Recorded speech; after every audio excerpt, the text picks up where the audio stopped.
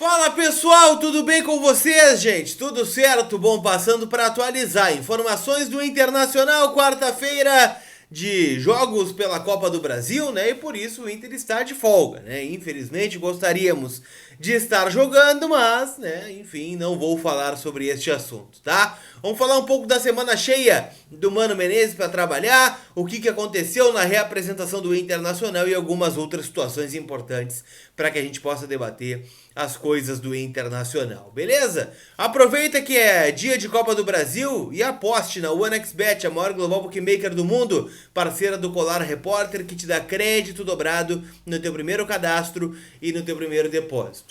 Antecipe o saldo do FGTS com o pessoal da Mais Ágil, dinheiro na conta em até 24 horas, de forma prática, segura e sem burocracia. E se tu tem um empréstimo ou financiamento de veículo e tá pagando 2 vezes mais, chama a Reduza, que eles vão fazer uma análise grátis, gratuita do teu contrato e podem te ajudar a reduzir esse custo. Parceiros do Colar Repórter aqui, que dão força pro canal, e você também, né? Então, vamos junto, vamos falar do Internacional, que se reapresentou ontem no CT do Parque Gigante e já buscou resolver alguns problemas que a gente trata aqui como problemas chaves do Internacional, que é principalmente a construção de jogadas e a finalização delas, né? A conclusão a gol. E foi nisso que se baseou o trabalho ontem do Mano Menezes, que dividiu duas equipes, na verdade, né? No CT Parque Gigante, para treinar, né, situações ofensivas. Peguei aqui os times, tá? O primeiro tinha Emerson Júnior, Heitor, Gabriel Mercado, Lucas Rian, para quem não sabe, zagueiro da equipe sub-20, né? Foi titular em alguns jogos da Copa São Paulo de Futebol Júnior, e o Tauan Lara. Johnny, Alan Patrick, Maurício, Estevão, Caio Vidal e Wesley Moraes. Esse era o time 1. O time 2 tinha Keiler, Matheus Dias, João Pedro, Moisés como zagueiro, e nós falamos sobre isso no vídeo de ontem. Se acostumem com essa ideia. E o Paulo Vitor na lateral esquerda. Gabriel Elisiero, Lucas Ramos, Pedro Henrique e Gustavo Maia. E na frente o Matheus Cadorini. Essa equipe, ela venceu o coletivo por 3-0, tá? É bom dizer, tá, que Vitão, Dourado, David e Alemão foram coringas nessa atividade, ou seja, eles jogavam para os dois times, então eles se complementavam dentro da atividade. 3-0, gols do Lucas Ramos, gol do Pedro Henrique e do Matheus Cadorini. 3-0 essa atividade, que durou cerca de meia hora, 45 minutos. Eu queria dizer para você, gente, que o principal destaque da atividade foi o Pedro Henrique, um cara que tem se destacado nos treinos. Tem feito jogadas de efeito, jogadas de velocidade e finalizado bem. Bacolar, mas no jogo ele perdeu um gol feito contra o Avaí e perdeu um gol feito contra o Juventude. Eu sei, né? Mas é um cara que está sendo melhor que os outros na atividade. Daqui a pouco não se surpreendam se ele acabar ganhando um espaço aí nesse time do Internacional.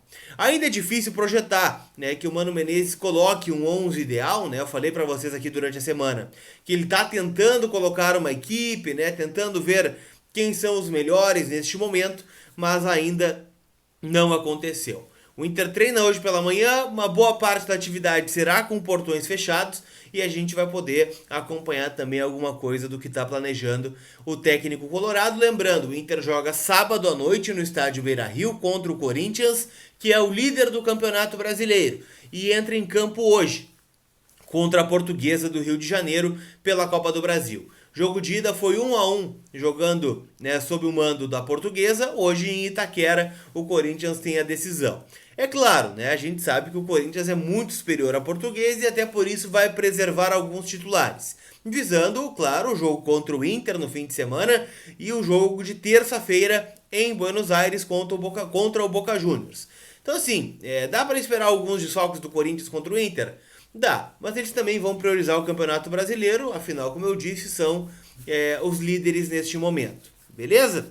Eu quero falar também, gente, sobre situações envolvendo o mercado da bola, porque ontem falamos muito sobre o Thiago Galhardo, né, e a possibilidade dele voltar ao Internacional.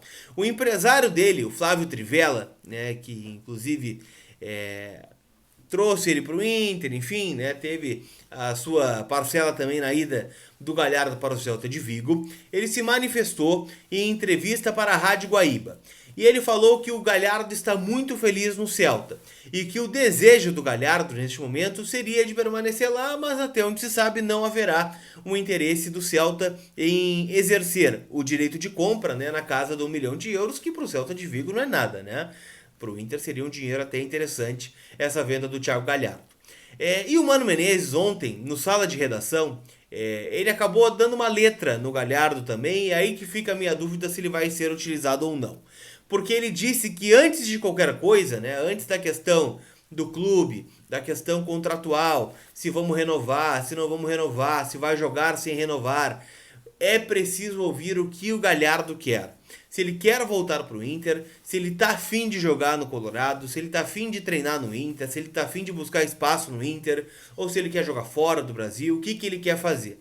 Essa é a principal pergunta a se fazer no caso Thiago Galhardo. Então tem muita coisa para rolar ainda por baixo dessa ponte, tá?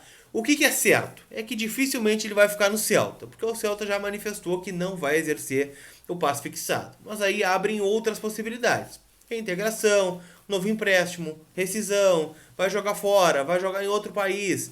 Aí eu não sei, tá? Mas existe a possibilidade sim dele ser reintegrado ao grupo do Internacional. Beleza, gente? Então, essas as informações nesta manhã de quarta-feira, né? Friozinho em Porto Alegre, mas a gente vai trocando uma ideia sobre tudo que vai rolar no Inter. Afinal, Colorado segue na sua primeira semana cheia do Mano Menezes e tem 2 decisões pela frente, uma contra o Corinthians no Campeonato Brasileiro e terça-feira no Beira-Rio, o jogo contra o Independiente de Medellín, onde o Inter precisa vencer para avançar na Copa Sul-Americana. Deixa o like, te inscreve no canal se chegou até agora, dá essa força por favor, conto contigo, aquele abraço, tamo junto, tchau!